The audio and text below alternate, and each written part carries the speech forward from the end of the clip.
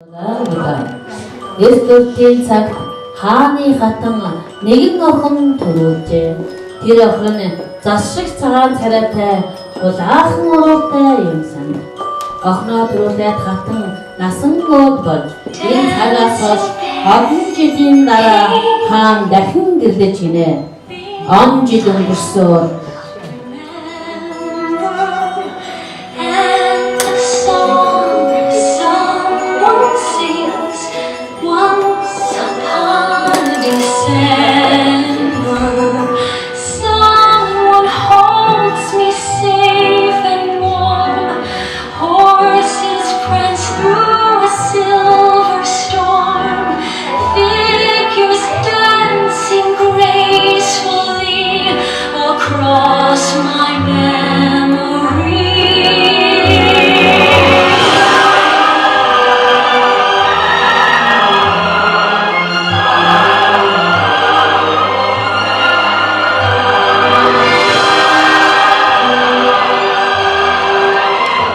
Хааны шинэ ихнэрт нэгэн шидэт тал байдаг байжээ.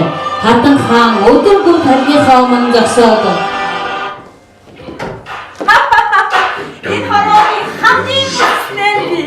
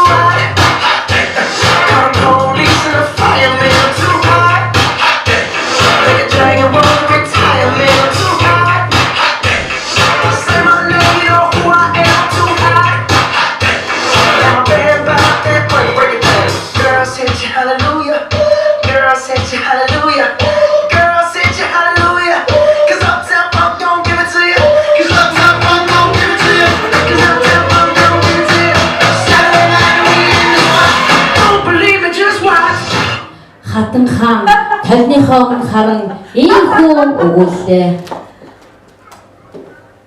Талмин энэ хорвоогийн хамгийн үндэснэтэй би мөн үү? Энэ хорвоогийн хамгийн үзэсгэлэнтэй нь засангоо охин билээ. Засангоо охин гинэ. Зац хаана? Зац. Энэ хорвоогийн хамгийн үндэснэтэй хэн бэ? Итэш та билээ хатан минь. Үгүй ээ. Энэ хорвоогийн хамгийн үзэсгэлэнтэй би засангоо авчирч зүрхийн сууж надад авчирч өг. Хатныхаа хэлсэн ёсоор охиныг гүн даваачаар явлаа. Охиныг алхахыг оролцсон боловч зүрх нь хүрсэнгүй. Засан цагаан гүнжээс ийхүү гуйлаа.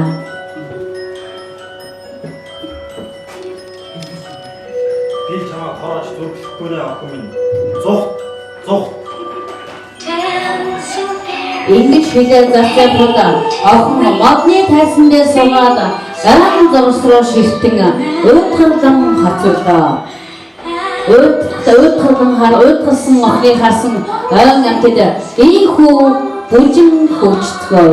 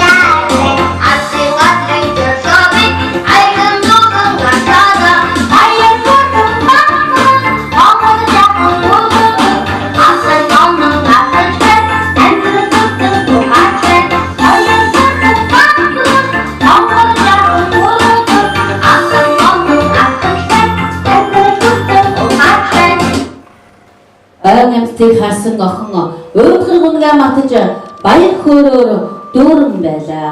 Гэт нэгэн жижигхэн байшин гэртээ байгааг хараад охин байшингийн хажууд очиод ийхүү өгүүллээ. Хүн байна уу? Хүн байна уу? Энэ байшин одоо хэн гэдэг болоо? Иш хараа таасыне. Ийхүү хэлээ засан цагаан охин энэ байшинд хүр болох бүхнийг цэвэрлж гарлаа.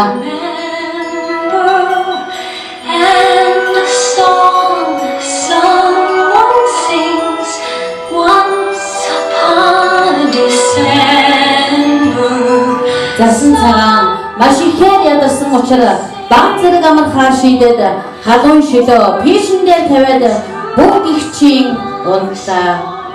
Орой болж байшингийн эзэд бодох одоо нар гэрэн зүг ирлээ.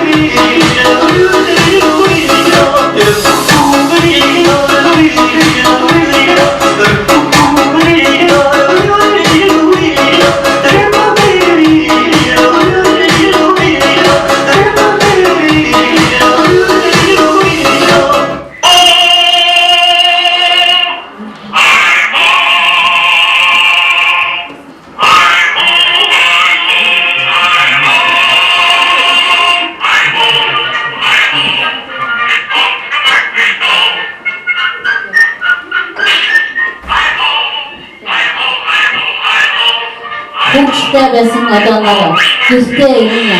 Тэдний гэр аяг тав бүх зүйл нь цэвэр сүртэй байсанд тэд ихэд гайхацгааж.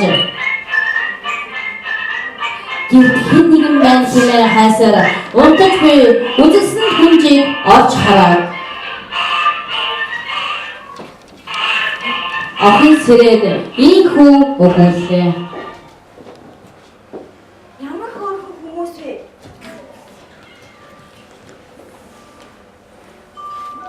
Та нартай цугнаа намайг амьдрахыг зөвшөөрөөч. Та нарт баярлалаа.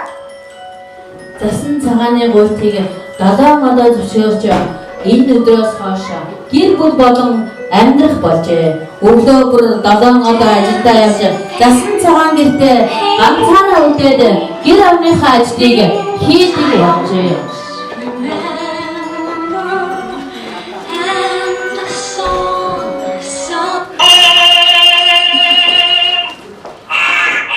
Нэгэн өдөр хорон санаад хатан гарчин толиндоо ийхүү өгүүлээ. Талмин энэ хорвоогийн хамгийн үзэсгэлэнтэй нь би мөн үү? Энэ хорвоогийн хамгийн үзэсгэлэнтэй нь засангаа охин билээ. Засангаа охин гинэ? Засангаа охины зөвхөн би өөрөө тоглож авах болно. Хатан өөрийн хуусныг мэдээд засангаа гүнжийг хорлохоор хортой адин бэлдээд энгэн болон хувирлаа. Эмгэн болон хувираад 7 годог ажилдаа явсан хоогор нь муу санаад хатан засан цагаан дээр ирээд Сайн байна уу нэ та хаа урж яваа? Оо сайн. Аагаар чимээс бүгээ. Энэтэй аяагаас үгүй яах. Ямар сайхан сэтгэлтэй охин бэ? Наа.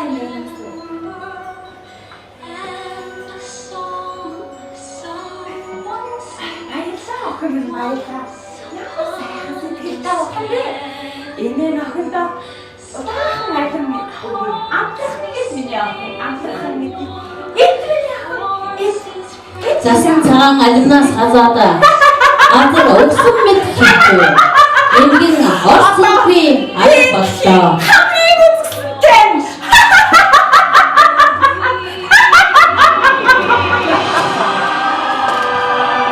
Арай дагаад гэртээ ирээд газар унсан засан охиныг хараад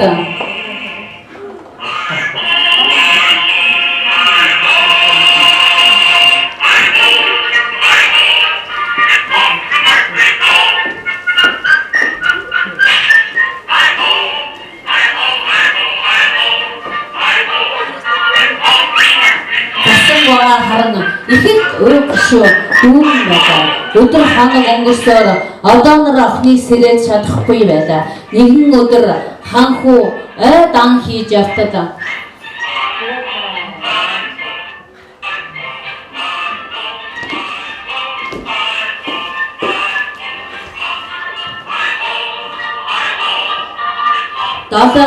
одоо уйлан хайдан хажууд нь нэгэн үзэсгэлэн гүнж хөвтөж байхыг хараад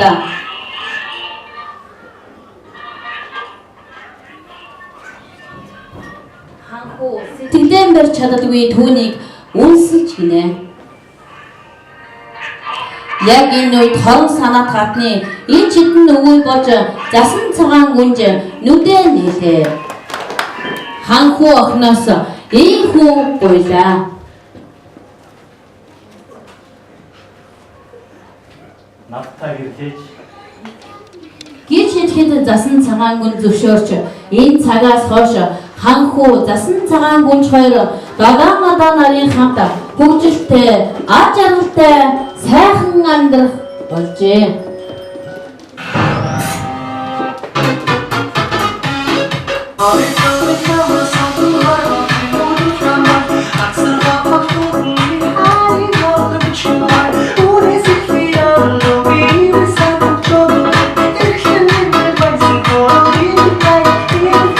Засангаар багшгүй ханхууд ажиглан ганц баагаад багш багцсан хоолой тусгаж гэртээ дадаа багш цааж